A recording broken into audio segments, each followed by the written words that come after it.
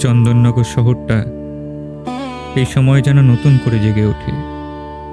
ঢাকের তালে, আলোর ঝলকে, চারিদিকে একটাই সুর, এসো মা জগদ্ধাত্রী। সবাই খুশিতে মেতে উঠেছে, কিন্তু রিমার মনে কেমন যেন এক ফাঁকা ফাঁকা অনুভূতি।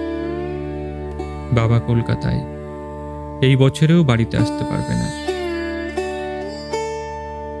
হঠাৎ পেছন থেকে একটা কণ্ঠ, রিমা। বাবা, হাতে প্রদীপ, মুখে সেই চেনা হাসি। বাবা মেয়ের হাত ধরে প্রদীপ জ্বালালেন জগদ্ধাত্রীর সামনে। রিমা বুঝল, জগদ্ধাত্রী মানে শুধু দেবী নয়, তিনি সেই আলো যা দূরত্ব, একাকিত্ব আর অভাব সব পুড়িয়ে ফেলে, ফিরিয়ে আনে ভালোবাসার উষ্ণতা।